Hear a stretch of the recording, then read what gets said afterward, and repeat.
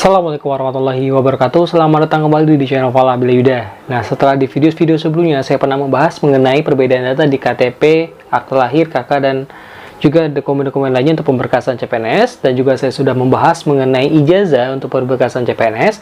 Nah, di video kali ini saya ingin membahas mengenai dokumen lain yang akan menjadi syarat untuk pemberkasan CPNS, yaitu SKCK atau surat keterangan catatan completion, atau sering juga dikenal dengan surat kelakuan baik. Nah, surat ini juga akan menjadi bagian dari beberapa dokumen yang harus teman-teman persiapkan untuk pemberkasan nantinya.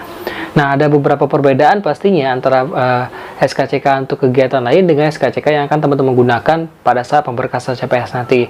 Seperti apakah perbedaannya? Nah, sebelum saya bahas hal tersebut, ada baiknya buat kalian yang belum subscribe channel saya ini, silakan untuk kalian subscribe terlebih dahulu. Jangan lupa untuk nyalakan loncengnya biar kalian selalu mendapatkan notifikasi terupdate dari channel YouTube saya ini.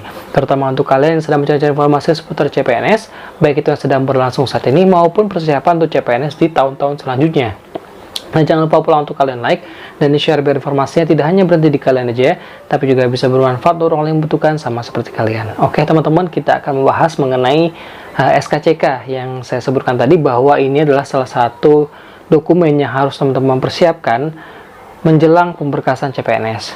Nah, ada beberapa poin penting yang harus teman-teman ketahui, yaitu seperti misalnya kapan baiknya teman-teman sudah mulai bisa mengurus SKCK, lalu apa isi di bagian keterangan pada bagian SKCK. Seperti yang kita tahu, di bagian SKCK itu ada bagian keterangannya atau peruntukannya untuk apa. Nah, ini yang akan saya bahas. Yang pertama, kita mulai dengan persyaratan dulu nih, persyaratan untuk membuat SKCK. Mungkin teman-teman bisa mencarinya di Google ya, atau langsung dari situs resmi Polri, yaitu skck.polri.go.id. Tapi di sini akan saya coba sampaikan kembali biar kita sama-sama ingat, biar teman-teman nggak perlu cari sana sini, tapi saya sampaikan di sini. Oke, untuk persyaratannya yaitu adalah yang pertama adalah fotokopi KTP ya. Harus teman-teman siapkan fotokopi KTP, lalu kemudian fotokopi KK atau kartu keluarga. Nah, untuk KTP sendiri teman-teman kalau misalnya sedang melakukan perekaman KTP, bisa teman-teman ganti dengan surat keterangan atau surat tanda bukti sudah melakukan perekaman KTP. Lalu kedua tadi KK atau kartu keluarga, yang ketiga adalah akte lahir atau ijazah. Lalu juga teman-teman yang terakhir adalah pas foto 4x6 sebanyak 6 lembar dengan latar belakang merah. Nah, ini 4 dokumen penting, 4 persyaratannya harus teman-teman penuhi ketika ingin membuat SKCK. Nah, buat teman-teman yang baru pertama kali mau bikin SKCK, teman-teman juga harus melampirkan surat perekaman sidik jari. Nah, untuk surat perekaman sidik jari ini syarat-syaratnya yaitu adalah yang pertama adalah fotokopi KTP 1 lembar, yang kedua adalah fotokopi yang kedua adalah pas foto ukuran 4x6 tampak depan 2 lembar, lalu juga foto teman-teman tampak samping kanan 1 lembar, dan juga foto teman-teman samping kiri itu 1 lembar, dan semuanya itu berlatar belakang merah.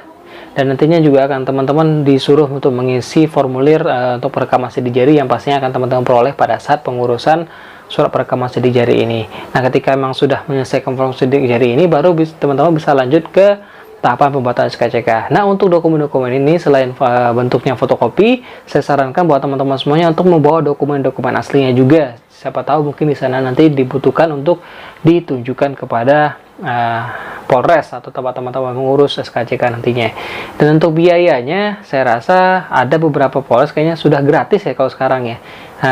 Coba teman-teman pastikan lagi ya di Polresnya masing-masing. Dan kayaknya syarat yang saat ini sedikit lebih mudah dibandingkan yang dulu. Kalau dulu tuh ada juga surat dari RT, surat dari desa, dan lain sebagainya. Sepertinya untuk saat ini sudah mulai dimudahkan lagi urusannya. Nah, seperti yang saya bilang, intinya adalah ada 2 poin, yaitu kapan kita harus membuat SKCK, yang kedua apa isi keterangan yang harus ditulis diperuntukkan SKCK ini itu apa. Nah, untuk waktu pembuat SKCK, saya sarankan untuk jangan terburu-buru sekarang membuatnya. Tunggu saja pengumumannya dan tunggu saja tanggal mulai pemberkasan. Kenapa? Karena pengalaman saya 2017 ya, untuk waktu pembuatan SKCK itu ada batas waktunya. Waktu itu saya pemberkasannya di tanggal 9 November. Dan di situ ditulis untuk keterangan SKCK-nya per 1 November 2017 saat itu.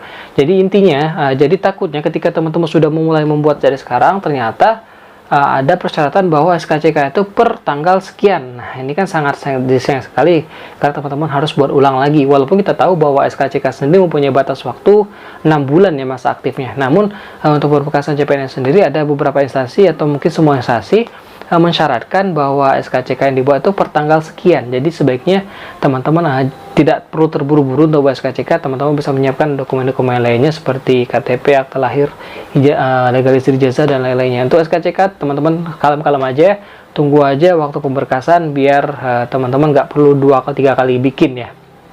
Yang poin kedua yaitu adalah untuk keterangan. Nah, untuk posisi keterangan atau diperuntukkan apa SKCK-nya, teman-teman bisa menuliskan yaitu pemberkasan CPNS di instansinya teman-teman. Misalnya seperti saya kemarin pemberkasan CPNS di Kementerian Hukum dan Hak Asasi Manusia. Kalau misalnya teman-teman di kota Jakarta, ya udah pemberkasan CPNS di Jakarta, atau nama instansinya apa atau di kementerian apa, itu silakan teman-teman isi sendiri. Jadi intinya adalah jangan lagi membuat untuk mencari pekerjaan. Nah, biasanya orang-orang buat SKCK itu keterangannya untuk mencari pekerjaan. Nah, kali ini teman-teman sudah dapat pekerjaannya, jadi dan ini adalah peruntukan untuk pemberkasan CPNS, ya lebih spesifik lagi, buatlah peruntukannya adalah pemberkasan CPNS di instansinya yang teman-teman ambil. Nah, itu 2 poin penting dalam pembuatan SKCK, yaitu kapan harus bikin, lalu juga apa isi keterangan atau peruntukan dari SKCK tersebut. Nah, semoga informasi yang saya sampaikan kepada teman-teman semua ini bermanfaat untuk kalian semuanya, terutama yang sedang menyiapkan pemberkasan, karena mungkin teman-teman adalah calon tunggal di formasi teman-teman yang bisa dibilang bahwa teman-teman sudah auto CPNS ya kalau saya bilang ya, karena yang untuk formasi tunggal itu bisa dibilang hampir pasti sudah jadi CPNS. Nah, buat teman-teman yang masih menunggu-nunggu saingannya, semoga rezekinya dilancarkan dan teman-teman bisa lulus sebagai CPNS dan nantinya akan diangkat sebagai PNS 1 tahun kemudian. Amin. Pokoknya ini yang bisa saya sampaikan kepada semuanya. Semoga informasi ini bermanfaat sekali lagi buat teman-teman semuanya. Jika memang teman-teman masih punya pertanyaan, silahkan teman-teman cantumkan aja di kolom komentar. Insya Allah akan saya jawab. Kalaupun tidak saya jawab langsung di komentarnya, saya akan jawab melalui video seperti ini. Karena tujuan saya buat video ini adalah biar saya nggak capek balas satu persatu, tapi bisa langsung teman-teman simak sendiri dalam videonya. Baiklah teman-teman, sebelum saya akhiri video ini, ada baiknya buat kalian yang belum subscribe channel saya ini, silahkan untuk kalian subscribe terlebih dahulu. Jangan lupa pula untuk kalian nyalakan loncengnya, biar kalian selalu mendapatkan notifikasi terupdate dari channel YouTube saya ini, terutama untuk kalian sedang mencari informasi seputar CPNS, baik itu CPNS saat ini maupun CPNS yang akan dilaksanakan di tahun selanjutnya. Jangan lupa pula untuk kalian like dan share, biar informasinya tidak hanya berhenti di kalian aja, tapi juga bisa bermanfaat untuk yang membutuhkan sama seperti kalian. Saya Fala Bilawida, Assalamualaikum warahmatullahi wabarakatuh.